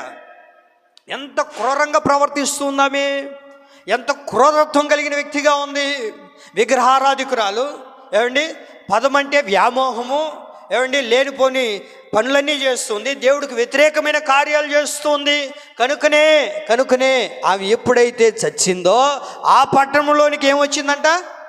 అది మనకు నెమ్మది లేకుండా పోవడానికి గల కారణం ఏంటంటే ఏదో పరిస్థితుల్లో మనము దేవునికి ఇష్టమైన కార్యాలు ఏదో చేస్తూ ఉన్నాం, దేవుడికి ఇష్టం లేని కార్యాలు ఏదో చేస్తున్నాం. విగ్రహారాధన అనగా ఏదైతే దేవుని కాదని, ఏదైతే దేన్ని ఎక్కువగా ప్రేమిస్తామో అదే విగ్రహారాధన. మరి అలాంటివి ఏవైనా నీ హృదయంలో ఉంటే నీకు నెమ్మది ఉండదు, నీకు సంతోషం ఉండదు, నీకు ఎంతసేపు నెమ్మది అనేది కరువైపోయి ఉంటుంది. ఆ నెమ్మది నీకు దొరకాలి అని అంటే అతల్య వంటి స్వభావాన్ని నువ్వు తీసివేస్తే, అతల్య వంటి స్వభావాన్ని నువ్వు దూరం చేసుకోగలిగితే దేవుడు నీ హృదయంలోనికి నెమ్మదిని కలగజేస్తాడు, నువ్వు సంతోషంగా ఉండడం ప్రారంభిస్తుంది. కాబట్టి అతల్య స్వభావాన్ని మనం ఏం చేయాలా? తీసివేసుకునే వారిగా ఉండాలి, దాన్ని చంపాలి. కొందరికి కొన్ని వ్యామోహాలు ఉంటాయి. ఏముందో చెప్పండి, కొందరికి టకటకా చెప్పండి. ఆమె కంటే సింహాసనం అనే ఆ కోరిక, అదే నాకు కావాలనే ఆశతో ఉండింది. మనకేముండవు ఈరోజు చెప్పండి, బోల్డ్ అని ఉండయి మనకు, మీరే చెప్పట్లేదు. అవి ఉన్నాయి కనుకనే నెమ్మదిగా ఉండలేకపోతున్నాం. అవి ఉన్నాయి కనుకనే లేనిపోని సమస్యలు, ఉన్నదానితో తృప్తి లేదు, ఇంకా ఏదో సంపాదించాలి, ఏదో కూడబెట్టాలి, ఏదో చేయాలి, అందరికంటే నేను ఎక్కువైపోవాలి. ఇదే ఆశతో నడిపించబడింది అతల్య. కనుకనే ఆ పట్టణంలో ఆ దేశంలో నెమ్మది లేదు ప్రియులారా. నెమ్మది నీకు కావాలి అని అంటే మనం ఏం చేయాలో తెలుసా? అలాంటి స్వభావాన్ని విడిచిపెట్టేవారిగా ఉండాలి. తన జనులకు దేవుడు ఏం కలుగజేస్తాడు? నెమ్మదిని కలుగజేస్తాడు. ఇప్పుడు ఆ నెమ్మది నీకు కావాలి అన్నవాళ్ళు ఒకసారి హల్లెలూయా చెప్పండి. అది నెమ్మది కావాలి. అయితే నెమ్మది నీకు కావాలనుకున్నప్పుడు నేను ఒక్క మాట చెప్తా చూడండి. నెమ్మది మీకు కావాలి అని అంటే ఏం చేస్తారు చెప్పనా? నెమ్మది కావాలంటే ఈరోజు ఏం చేస్తున్నారు చెప్పనా? నెమ్మది కావడానికి అంటే నెమ్మది అంటే విశ్రాంతి, అంతేనా? నెమ్మది అంటే విశ్రాంతి, సుఖంగా ఏ ఇబ్బంది లేకుండా ఏ టెన్షన్ లేకుండా ఉండడానికి ఏమండి ఏదైనా కొందరు చూడండి, తలనొప్పి వచ్చింది అనుకో, తలనొప్పి వచ్చింది, మనసు బాగోలేదు, ఏం చేస్తారు? అన్నోళ్ళు అయితే ఏమండి మనసు బాగోలేకపోతే తాగడానికి పోతారు. మరి అక్కోళ్ళు అయితే ఇప్పుడు కొత్త మోడల్ వచ్చింది, చెప్తున్నా వినండి. ఇప్పుడు కొత్త మోడల్ వచ్చింది, వాళ్ళైతే తాగడానికి వెళ్తారు మనసు బాగాలేకపోయినా ఏమున్నా. ఈయనకు మనసు బాగాలేకపోతే తలనొప్పి వచ్చినా ఒళ్ళు బాగాలేకపోయినా ఏం చేస్తారు చెప్పనా? నెమ్మది కోసం ఏం చేస్తారు చెప్పనా? సెల్ ఫోన్ అయితే ముందుకు పెట్టుకొని కలబెడతా ఉంటారు దాన్ని. అరబాకనే టెన్షన్గా ఉండదు, కొంచెం టెన్షన్గా ఉన్న మనిషి ఏం చేయాలమ్మా? నాకు తెలియక అడుగుతున్నాను లెక్క. ఇప్పుడు టెన్షన్గా ఉందన్నావు, తలనొప్పి అన్నావు, బాగలేదన్నావు, నడువు నొప్పి అన్నావు, ఏమండి అమ్మా బాగలేదన్న వాళ్ళు ఏం చేయాలా? గమ్మకు పడుకోవాలి. తలనొప్పి అనే మనిషి గమ్మకు పడుకోవాలి, అంతేనా? అరగాకనే గమ్మగా అని చెప్తారా? వీళ్ళు పోయి ఏం చేస్తుంటారు? నువ్వు ఫోన్ చూస్తుంటే నీకు తలనొప్పి తగ్గుతుందా?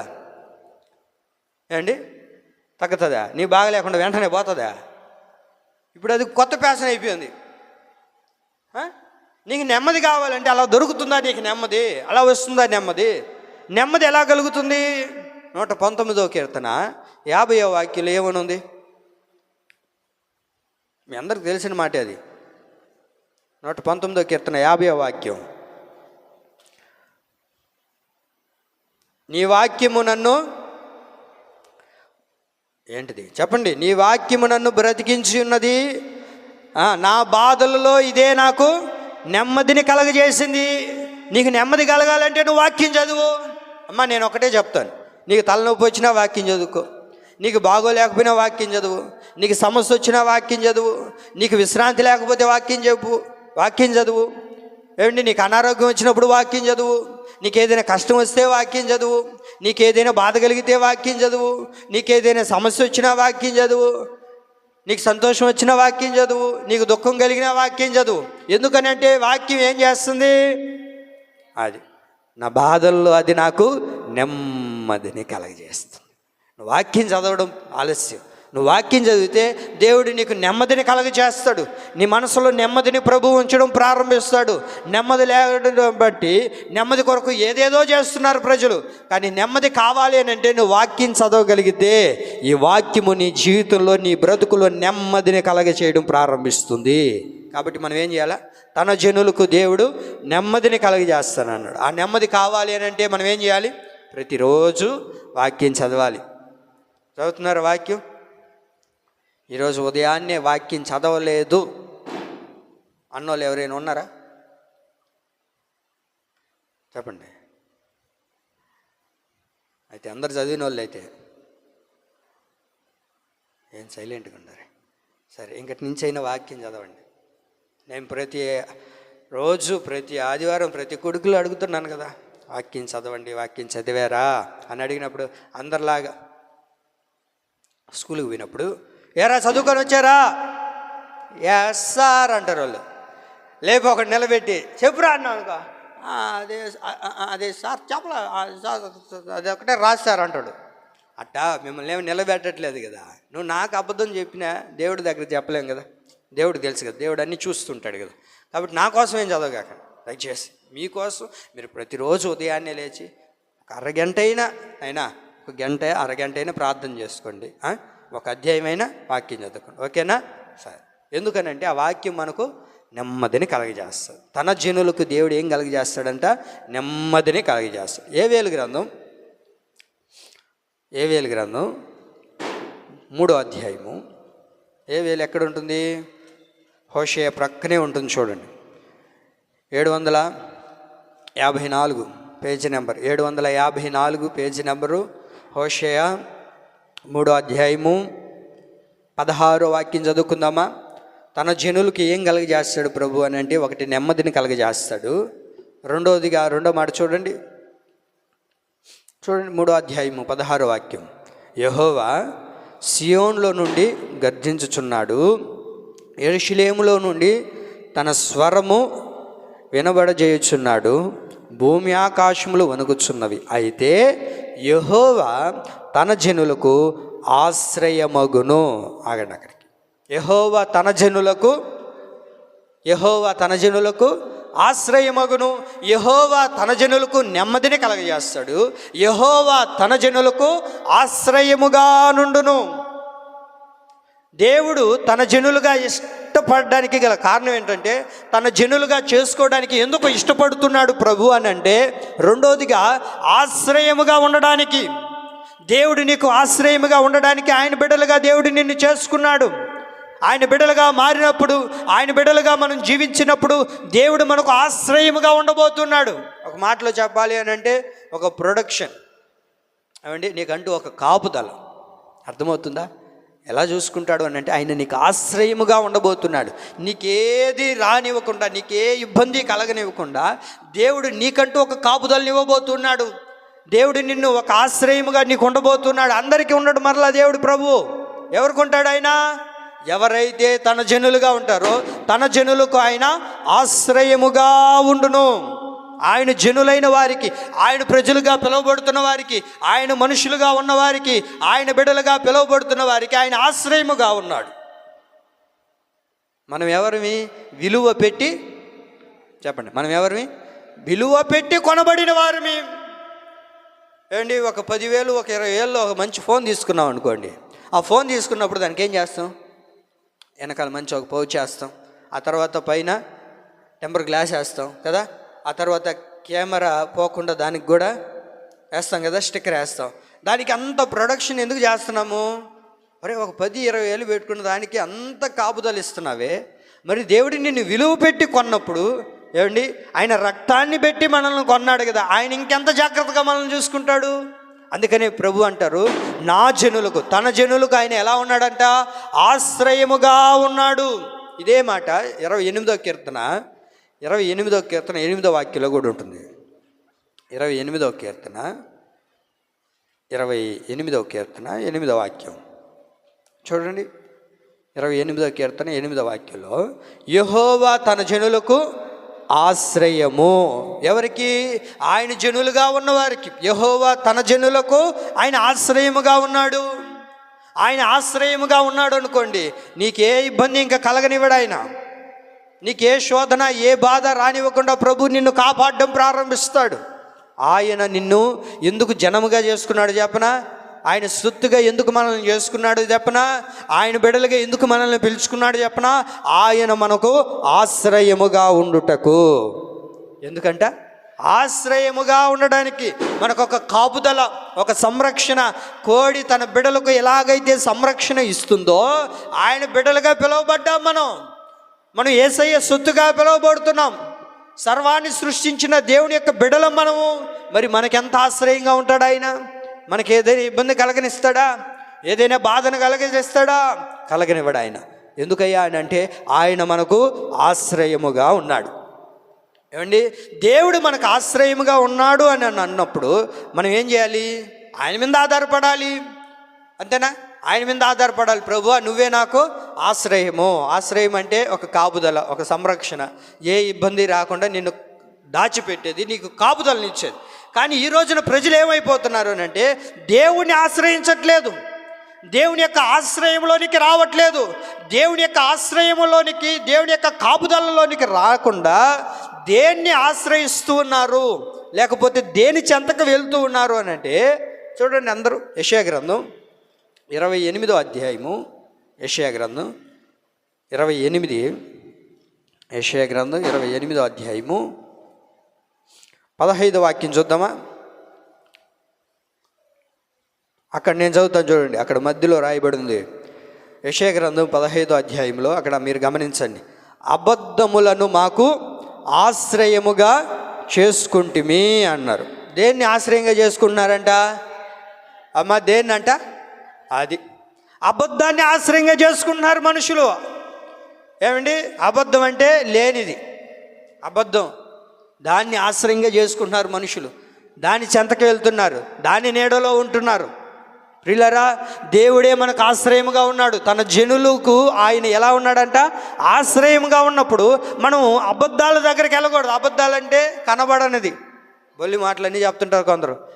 దాని దగ్గరకు నువ్వు ఆశ్రయంగా వెళ్ళావనుకోండి, మన జీవితాలు తారుమారుగా మార్చబడతాయి. కనుకనే ఏమండి, చూడండి మంచి మాట, ఈ మాటను మీరు జాగ్రత్తగా వినాలి. ఏమని చదువుకున్నాం ఇప్పుడు? దేన్ని ఆశ్రయిస్తూ ఉన్నారంట? దేన్ని? అబద్ధమును ఆశ్రయిస్తూ ఉన్నారు. అబద్ధాన్ని దగ్గరికి వెళ్తున్నారు ప్రజలు ఈరోజు. ఎందుకనంటే అలాంటి రోజుల్లోనే బ్రతుకుతున్నాం. ఏది నిజమో ఏది అబద్ధమో ఏం తెలియట్లేదు. అసలు ఇది కరెక్టా కాదా అని గ్రహించలేకపోతున్నాం. న్యూస్లో మొన్నటికి మొన్న ఒక న్యూస్ వచ్చింది. ఆ న్యూస్లో ఏముందంటే, ఒక యవనస్తుడు వాళ్ళ ఊరిని ఒక వీడియో తీశాడు. ఒక పొలాన్ని ఒక వీడియో తీసి అందులో ఏఐకి ఇచ్చి అండి చాట్‌జీపీటీకి ఇచ్చి ఈ పొలంలో ఒక సింహం పోయినట్టుగా క్రియేట్ చేయని చెప్పి అండి పంపించాడు దానికి చాట్‌జీపీటీకి. ఆ చాట్‌జీపీటీ ఏం చేసిందంటే ఆ పొలంలో సింహం పోతున్నట్లుగా క్రియేట్ చేసింది. ఆ వీడియోని చేసి పెట్టే లోపల వీడు ఏం చేశాడు, ఊర్లో ఉన్న వాళ్ళందరికీ పంపించేశాడు. అందరికి పంపించి మన ఊర్లో పులి తిరుగుతుంది అనే లోపల ఊర్లో అందరూ భయపడిపోయినారు. నిద్ర లేదు, నిరాంశం లేదు, ఏమీ లేదు, భయపడిపోతున్నారు అందరూ. ఎక్కడ ఉందిరా అంటే అదే పొలం దగ్గర చూసి వచ్చినాడు, నేను నా వల్ల కాలేదు, ఎంత భయం వేస్తుంది అంటున్నాడు. ఆ తర్వాత మరలా అందరూ విచారించి పోలీసు వాళ్ళు అందరూ వచ్చి ఎక్కడ ఏందని గాలిస్తే తర్వాత ఆ వీడియో తీసి అడిగితే లేదు నేనే క్రియేట్ చేసినాను అన్నాడు. ఇప్పుడు అలాంటి రోజుల్లోనే ఉన్నాం మనం. ఏమండి, అర్థమవుతుందా? చచ్చిపోయిన మనిషిని కూడా బతికిస్తున్నారు లేదా? ఏఐతో చచ్చిపోయిన మనిషి ఎవరైనా ఉన్నావు అనుకోండి, ఆ ఫోటో కానీ నువ్వు దానికి ఇచ్చినావు అనుకో, నీతో మాట్లాడుతుంది. అర్థమవుతుందా నా మాట? చచ్చిపోయిన మనిషి ఫోటో దానికి ఇచ్చి ఏమండి, హలో సుశీల బాగున్నావా, బిడ్డలు బాగున్నారా, ఎట్ట చూసుకుంటున్నావు, నీకు పింఛన్ వస్తుందా అని దానికి రాసి పెట్టినావు అనుకోని, మీ ఆయన ఫోటో పెట్టి అచ్చం అట్లాగే ఆయన మాట్లాడుతున్నట్లుగా మాట్లాడుతుంది ఈరోజు. ఏం అర్థం కావట్లేదు, ఎందుకంటే రోజులు అలా ఉన్నాయి. నేనేం కలుపులు కథలు చెప్పట్లేదండి, నిజమే చెప్తుండేది. వాళ్ళని అడగండి, ఏమైనా జరుగుతుందా లేదా? చచ్చిపోయిన వాళ్ళని మరలా పరలోకంలో నుంచి వచ్చినట్టు ఎన్ని చేస్తున్నారు అనుకున్నావు? నిజం. కారణం ఏంటంటే అబద్ధాన్ని కూడా నిజమని నిరూపించే రోజుల్లో బ్రతుకుతున్నాం మనం. దాన్ని ఆశ్రయిస్తున్నారు జనాలు. కనుకనే జాగ్రత్తగా ఉండవలసిన రోజులు ఇవి. అబద్ధాన్ని ఆశ్రయించొద్దు. ఏమంటే ఈ రోజున ప్రపంచంలో నడుస్తుందంతా అబద్ధమే, మన కళ్ళకు కనబడుతుంది కూడా అబద్ధమే. మనం ఏమనుకుంటున్నాం అంటే ఇది నిజమే, ఇది వాస్తవమే. ఏమండి, ఏది వాస్తవమో ఏంటి ఏది అబద్ధమో మనం కనిపెట్టలేకపోతున్నాం. కనుకనే జాగ్రత్తగా ఉండాలి. మనం ఆశ్రయించాల్సింది దేవుని ఆశ్రయించాలి. ఆయనే మనకు ఆశ్రయమై ఉన్నాడు. ఇంటికి వెళ్ళిన తర్వాత 46వ కీర్తన అంతా చదువుకోండి. ఆయన మనకు ఆశ్రయముగా ఉంటే ఎలా ఉంటుందో చూద్దాం. 46వ కీర్తన 1 నుంచి 11 వాక్యాలు ఉంటాయి. ఇంటికి వెళ్ళిన తర్వాత మీరు చదువుకోండి తిరిగ్గా. అయితే ఒక్క మాట చూద్దాం ఇప్పుడు. 46వ కీర్తన మొదటి వాక్యంలో, 46వ కీర్తన, దేవుడు మాకు ఆశ్రయమును దుర్గమునై ఉన్నాడు, ఆపత్కాలములో ఆయన నమ్ముకొనదగిన సహాయకుడు. నేను భయపడను. కారణం ఏంటంటే ఆయనే నాకు ఆశ్రయం, ఆయన నాకు తోడుగా ఉన్నాడు, ఆయన నాకు కాపుదలని ఇచ్చాడు. దేవుడే మనకు ఆశ్రయంగా ఉంటే ఇంకే ఇబ్బంది కూడా మనకు రానివ్వడండి. నువ్వు భయపడాల్సిన అక్కర్లేదు. ఆయన మనకు ఆశ్రయంగా ఉంటే ఎలాంటి ఇబ్బందులు వచ్చినా, ఈ అధ్యాయం అంతా 11 వచనాలు ఉంటే ఈ 11 వచనాల్లో ఇదిగో ఏవి కలిగిన యుద్ధాలు రావచ్చు, ఇబ్బందులు కలగచ్చు, అగ్నిగుండాలు పడవచ్చు, ఎలాంటి కష్ట నష్టాలు వచ్చినా ఆయన మనకు ఆశ్రయముగా ఉంటే వీటన్నిటిలో నుంచి ప్రభు మనల్ని తప్పిస్తాడు. నువ్వు ఇంక భయపడవు. కారణం ఏంటంటే ఆయన కాపుదల్లో మనం ఉన్నాం, ఆయన సంరక్షణలో మనం ఉన్నాము. ఆయన యొక్క చేతి రెక్కల కింద మనం ఉన్నప్పుడు మనకేమన్నా జరుగుతుందా? జరగదు. కాబట్టి తన జనులకు ఆయన ఎలా ఉన్నాడు? ఆశ్రయముగా ఉన్నాడు. మరొక మాట చూడండి, యెషయా గ్రంథం 30వ అధ్యాయము 26వ వాక్యం. యెషయా గ్రంథం 30వ అధ్యాయము 26. 26వ వాక్యంలో, యెషయా గ్రంథం 30వ అధ్యాయం 26వ వాక్యంలో, యెహోవా తన జనుల గాయములు కట్టి వారి దెబ్బను బాగు చేయు దినమున అనుంది. యెహోవా తన జనులకి ఏం చేస్తాడు? మూడోదిగా అంటే వారి యొక్క గాయములను కట్టి వారి యొక్క జీవితంలో ఎక్కడైతే దెబ్బలు తగిలాయో, ఏ గాయాలైతే కలిగాయో వాటిని ప్రభు వాటిని స్వస్థపరచబోతూ ఉన్నాడు. వాటిని ప్రభు బాగు చేయబోతూ ఉన్నాడు. ప్రియులారా, తన జనులకి, మరలా అక్కడ ఎవరికి? తన జనులుగా మార్చబడిన వారికి. తన జనులకి గాయాలు కలిగినప్పుడు, ఏదైనా దెబ్బలు తగిలినప్పుడు దేవుడు విడిచిపెట్టి వెళ్ళిపోడు. నా జీవితంలో ఎందుకు ఈ శోధనలు కలుగుతున్నాయి? నా జీవితంలో ఎందుకు ఒక దెబ్బ మీద ఒకటి, ఒక దెబ్బ మీద ఒకటి, ఒక దెబ్బ మీద ఒకటి? ఏందో నా జీవితం ఎలా ఉంది అని అంటే, కొంతమంది చెప్తారు ఆ శరీరం అంట, బాడీ ఎలా ఉందంటే, ఏమండి వాళ్ళంతా పుండ్లు అయిపోతే ఎట్టుంటుందో అట్టుంటుందండి నా బాడీ. నా శరీరం అటు అయిపోతుంది. ఏం అర్థం కావట్లేదు. ఎందుకో ఇన్ని గాయాలు నా జీవితంలో, ఎందుకో ఈ శోధనలు నాకు, ఎందుకు ఈ బాధలు నాకు? ప్రియులారా, తన జనులకు గాయాలు కలిగినా, దెబ్బలు తగిలినా వాటిని ప్రభు బాగు చేస్తాడు. తన జనులకి గాయాలు కడిగితే, తన బిడ్డలకి గాయపడి ఉంటే ప్రభు ఊరకనే ఉంటాడంటండి? ఊరకనే ఉంటాడా దేవుడు? తన ప్రజలకు ఏదైనా జరిగితే ఆయన ఊరకనే ఉండడండి. తన ప్రజలకు గాయాలు కలిగినా ఆ గాయాలను ఆయనే కట్టగలిగిన దేవుడు. ఏమండి, ఆయన గాయాలను కట్టగలిగే దేవుడు, ఆయన బాగు చేసే దేవుడు. అందుకే యోబుని మనం జ్ఞాపకం చేసుకోగలిగితే, యోబుకి ఎన్ని గాయాలు తగిలినాయండి? మా ఊరిలో ఒక ఆయన ఉన్నాడు. ఆయన ఏమంటాడంటే, యోబు కన్నా ఎక్కువ బాధలు వచ్చాయినాయ్యా నాకు అన్నాడు. ఏంటదంట? ఎవరైనా పోండి, ఎవరితోనైనా ఆయన మాట్లాడే మాట ఒకటే మాట్లాడుతుంటాడు. ఏమంటాడు చెప్పనా? యోబు కన్నా ఎక్కువ బాధలు వచ్చేసినాయి నాకు, యోబు కన్నా ఎక్కువ కష్టాలు వచ్చేసినాయి నాకు అంటుంటాడు ఎప్పుడు చూసినా. ఏమయ్యా యోబు కన్నా అన్ని కష్టాలంటే, యోబులాగా నీకేమన్నా బిడ్డలు ఒకే రోజులో చచ్చిపోయారా అంటే, ఆహా లేదయ్యా అన్నాడు. సరే ఇల్లు ఏమన్నా కూలిపోయిందంటే లేదు అన్నాడు. సరే నువ్వేమన్నా యోబు కన్నా అంత ఆస్తిపరుడు అంటే రూపాయి లేదు మళ్ళీ. సరే డబ్బులు ఏమన్నా అంతా పోయినాయంటే అది కూడా లేదంట. కానీ యోబు కంటే ఎక్కువ కష్టాలు వచ్చినాయి అంటాడు మళ్ళీ. ఏమండి, యోబుకు వచ్చినన్ని కష్టాలు మనకు కానీ వస్తే మనం ఉంటామా? నిజంగా యోబుని ఒకసారి తలంచుకోండి అండి. యోబుకి దేవుడు ఆ గాయాలను కలగజేసిన దేవుడే కదా అనుమతించింది. మరి దేవుడు అనుమతించిన తర్వాత ఆ గాయాలను కట్టకుండా వెళ్ళిపోతాడా దేవుడు? అయితే యోబు అంటారు చూడండి, యోబు గ్రంథం 5వ అధ్యాయము 18వ వాక్యంలో, యోబు గ్రంథం 5వ అధ్యాయము 18వ వాక్యంలో, ఆయన గాయపరిచి గాయమును కట్టును, ఆయన గాయము చేయును, ఆయన చేతులే స్వస్థపరుచును. ఆయన గాయాలు చేసిన, ఏమండి మన జీవితంలో ఎన్ని బాధలు కలిగినా సరే ఆయన చేతులు మనల్ని ఏం చేస్తూ ఉన్నాయి? స్వస్థపరుస్తూ ఉన్నాయి. అర్థమవుతుందన్న మాట మీకు? యోబుకి ఎన్ని బాధలు కలిగాయి, ఎన్ని ఇబ్బందులు కలిగాయి, కానీ దేవుడు యోబుని ఎక్కడా విడిచిపెట్టలేదు కదా. యోబుని ఎక్కడైనా దేవుడు విడిచిపెట్టాడా? చెప్పరే, విడిచిపెట్టాడా? యోబు ఎప్పుడు దేవుని విడిచిపెట్టలేదు, దేవుడు కూడా యోబుని ఎప్పుడు విడిచిపెట్టలేదు. అందుకనే గాయపరిచిన దేవుడు, గాయాన్ని అనుమతించిన దేవుడు మరలా తన గాయాన్ని కట్టగలిగాడు, తనని స్వస్థపరచగలిగాడు, తన జీవితంలో అద్భుతాలు దేవుడు చేయడం ప్రారంభించాడు. కారణం ఏంటంటే యోబు ఎవరో? ఆయన ప్రజలు, ఆయన జనుడు. కనుకనే దేవుడు అతన్ని స్వస్థపరిచాడు, అతని జీవితంలో అద్భుతమైన కార్యాన్ని దేవుడు చేశాడు. మరి యోబు కంటే గొప్ప గొప్ప శోధనలు ఏమండి ఇబ్బందులు ఏమి మనకు రాలేదు కదా. ఒక్క మాట గుర్తుపెట్టుకో, ఏంటో చెప్పనా?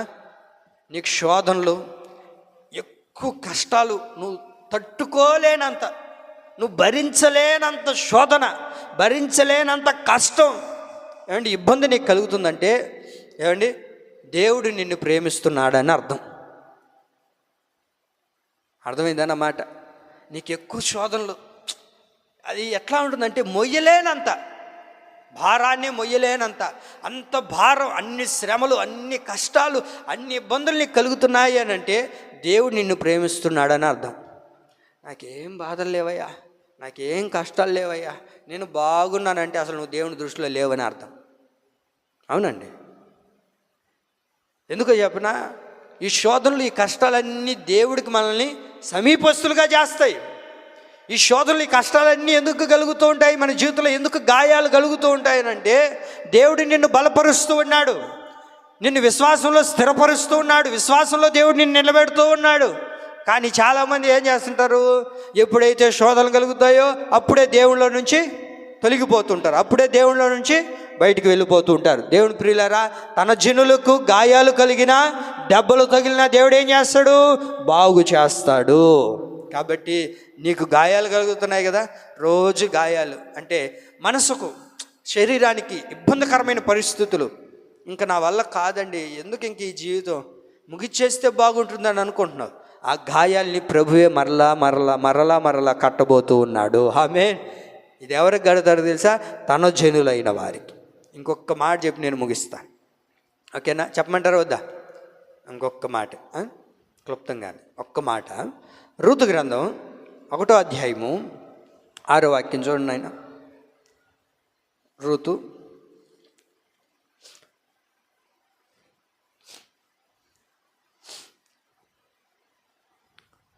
చూసారా, 1వ అధ్యాయము 6వ వాక్యంలో, వారికి ఆహారం ఇచ్చుటకు యెహోవా తన జనులను దర్శించెనని. చాలా అక్కడికి, యెహోవా తన జనులను దర్శించెను. చివరి మాట ఇది, 4వ మాట. యెహోవా తన జనులను ఏం చేస్తున్నాడు ఇక్కడ, దర్శించెను. తన జనులకు దేవుడు ఏం కలగజేస్తాడు అంటే, యెహోవా తన జనులకు నెమ్మది కలగజేస్తాడు, యెహోవా తన జనులకు ఆశ్రయముగా ఉంటాడు, యెహోవా తన జనుల గాయములను కడుతాడు, బాగు చేస్తాడు, యెహోవా తన జనులను దర్శిస్తాడు. ఎన్ని మాటలు చెప్పాను, వింటున్నారన్న మాటలు? యెహోవా తన జనులను దర్శిస్తాడు. నయోమి చెప్తుంది, ఏమని చెప్తుందంటే, వినాలి బాగా, ఏం చెప్తుందంటే, యెహోవా తన జనులను దర్శించాడు. కారణం ఏంటి అని అంటే, వారికి ఆహారముని ఇవ్వడానికి, వారికి సమృద్ధిని ఇవ్వడానికి, వారికి ఏ కొరత లేకుండా, ఏ సమస్య లేకుండా వారికి సమృద్ధిని ఇవ్వడానికి దేవుడు వారిని దర్శిస్తూ ఉన్నాడు. ఈ ఆరాధనలో దేవుని బిడ్డలుగా పిలువబడుతున్న నిన్ను నా యేసయ్య దర్శించునుగాక. ఆమేన్. దేవుడి దర్శనం మనకు కావాలండి, ఏమండి? దేవుని దర్శనం కావాలి, యేసయ్య దర్శనం కావాలంటే ఏం చేయాలి మనం? చూడండి, దేవుడి దర్శనాలు చేసుకోవడానికి చాలామంది రకరకాల ప్రయత్నాలు చేస్తుంటారు. కానీ యేసయ్య దర్శనం చేయడానికి ఏం చేయాలా? ఉదయాన్నే 3 గంటలకు లేచి చలినీళ్ళతో స్నానం చేసి, ఏంటండి చలినీళ్ళతో స్నానం చేసి వచ్చి కూర్చుంటే యేసయ్య కనబడతాడు అనుకున్నావా? యేసయ్య కనబడాలి అని అంటే, యేసయ్య దర్శనం నీకు కావాలి అని అంటే, ఏమండి, యేసయ్య దర్శనం కావాలంటే ఏం చేయాలా? నువ్వు ఏం కష్టపడాల్సిన అక్కరే లేదు, ఆన్లైన్లో బుక్ చేసుకోవాల్సిన అక్కరే లేదు. అసలు యేసయ్య దర్శనం నీకు కావాలి అని అంటే అక్కడ కూర్చొని, ప్రభువా నీ దర్శనం నాకు కావాలి అంటే వెంటనే ఆయన దర్శనాన్ని నీకు కలగజేస్తాడు, అంతే. ఏమండి, యేసయ్య దర్శనం కావాలంటే మధ్యాహ్నం అయితే కుదరదు అనుకో కాకండి. ఏమండి, చీకటి పడితే తలుపులు వేసేది ఏముండదు యేసయ్య దర్శనం కోసం, ఉంటుందా? నాకు తెలియక అడుగుతున్నాను, చెప్పండి అండి. నువ్వెప్పుడు పిలిచినా ఎప్పుడైనా, అది రావు కాలం కానీ యమగండం కానీ, టైం బాగున్నాయి బాగలేకపోయినాయి, బల్లి అరిచినా పిలిచి వచ్చినా, ఏ సమయంలో అయినా యేసయ్యా నీ దర్శనం నాకు కావాలి అని అంటే వెంటనే ఆయన దర్శనాన్ని నీకు ఇస్తాడు ఆయన. ఎందుకనంటే తన జనులను దేవుడు ఏం చేశాడంట, చెప్పండి అండి, దర్శించుననుంది. కాబట్టి యేసయ్య దర్శనం కావాలంటే ఏం చేయాల్సిన అక్కర్లే, చాలా సింపుల్. ఏమండి, యేసయ్య దర్శనం నీకు కావాలంటే అడగడం నువ్వు ఆలస్యం, అంతే. ఆయన దర్శనాన్ని నీకు ఇవ్వడం ప్రారంభిస్తుంది. ఆయన దర్శనం ఎందుకో చెప్పనా, ఆగిపోయినవన్నీ నీకు ఇవ్వడానికి ఆయన నిన్ను దర్శించబోతూ ఉన్నాడు. ఆమేన్. నీకేం ఆగిపోయిందో నాకు తెలియదు. ఒకవేళ ఏమండి నీకు ఉద్యోగం ఆగిపోయిందా, నా దేవుడు నిన్ను దర్శించి నీకు ఉద్యోగం ఇచ్చునుగాక. ఒకవేళ నీ వివాహ విషయంలో నీ వివాహం ఆగిపోయిందేమో, నా దేవుడు నిన్ను దర్శించి ఒక మంచి వివాహాన్ని నా ప్రభు నీకు జరిగించునుగాక. ఒకవేళ ఏదైనా కష్ట పరిస్థితుల్లో ఉన్నావేమో, ఆ సమస్యను తొలగించడానికి నా దేవుడు నిన్ను దర్శించునుగాక. ఒకవేళ ఇల్లు గడుతున్నావేమో, ఆ ఇంటి పరిస్థితులు తారుమారుగా ఉన్నాయేమో, నా దేవుడు నిన్ను దర్శించి వాటన్నిటినీ కూడా ఏమండి అద్భుతకరంగా జరిగించునుగాక. ఏదైతే నువ్వు కోరుకుంటున్నావో నీ కోరికను నెరవేర్చడానికి నా యేసయ్య నిన్ను దర్శించబోతూ ఉన్నాడు. బైబిల్లో ఒక ఆమెను దేవుడు దర్శించాడు. ఆమెను దర్శించడం ద్వారా అన్ని దినాలు ఆగిపోయి ఉన్న ఆ గర్భఫలాన్ని దేవుడు తెరవడం ప్రారంభించాడు. అన్ని దినాల నుంచి ఆమె గర్భఫలం మూయబడింది. ఎప్పుడైతే శారాను దేవుడు దర్శించాడో అప్పుడు దేవుడు ఏం చేశాడు తెలుసా? ఎప్పుడైతే శారాను దర్శించాడో అప్పటి వరకు ఆగిపోయి ఉన్న తన గర్భఫలము ఇప్పుడు ఏమైందయ్యా అంటే తెరవబడడం ప్రారంభించింది. దేవుడు ఒక చక్కటి బహుమానాన్ని ఆమెకి ఇవ్వడం ప్రారంభించాడు. ఇది ఎప్పుడు కలిగింది? దేవుడు ఆమెను దర్శించినప్పుడు. ఒకవేళ నీ జీవితంలో ఇంకా ఏం జరగలేదో, ఏ కార్యాలు అయితే మూయబడ్డాయో, ఇంక ఈ కార్యాలు జరగట్లేదండి, ఈ కార్యాలు ఆగిపోయి ఉన్నాయి, దీనికోసం నేను ఎదురు చూస్తున్నాను, అప్లికేషన్ పెడుతున్నాను. ఎన్ని అప్లికేషన్లు పెడుతున్నా అవి ఎక్కడికి పోతున్నాయా? ఎక్కడికైనా బాగుంది, డస్ట్బిన్లోకి పోతున్నాయో లేకపోతే ఇంకొకటి ఎక్కడికి పోతున్నాయో తెలియదు. కానీ ఏమండి, యేసయ్య నిన్ను దర్శించాడు అనుకోండి, వాటన్నిటినీ ప్రభు నెరవేర్చడం ప్రారంభిస్తాడు. ఆమేన్. అది ఆగిపోయిన ప్రతి దానిని నా దేవుడు జరిగించడానికే నిన్ను దర్శించబోతున్నాడు. మరలా అందరిని దర్శించాడు అండోయ్. ఎవరిని దర్శిస్తాడు ఆయన? తన జనులను మాత్రమే. ఏమండి, అందరిని దర్శిస్తాడు దేవుడు అంటే లేదు. తన జనులుగా ఎవరైతే ఉంటారో వారిని మాత్రమే ఆయన దర్శిస్తాడు. ఎందుకు అని అంటే ఆయన విలువ పెట్టి మనల్ని కొని ఉన్నాడు. మనం ఆయన సొత్తు అయి ఉన్నాం, మనం ఆయన బిడ్డలై ఉన్నాం, మనల్ని ఏర్పరుచుకొని ఉన్నాడు గనుక మనం ఆయన స్వాస్థ్యమై ఉన్నాము గనుక మిమ్మును తనకు జనులుగా చేసుకున్నటకు ఇష్టము కలిగి ఉన్నాడు. ఎందుకనంటే మనకు విశ్రాంతినివ్వడానికి, మనకు ఆశ్రయముగా ఉండడానికి, గాయములను కట్టి బాగు చేయడానికి, ఆయన మనల్ని దర్శించడానికి. కాబట్టి ఈ నా దేవుని మాటలు పరిశుద్ధాత్మ దేవుడు మనందరి వినికిడిలో నీరు కట్టి ఫలింపజేయును కాక. ఆమేన్.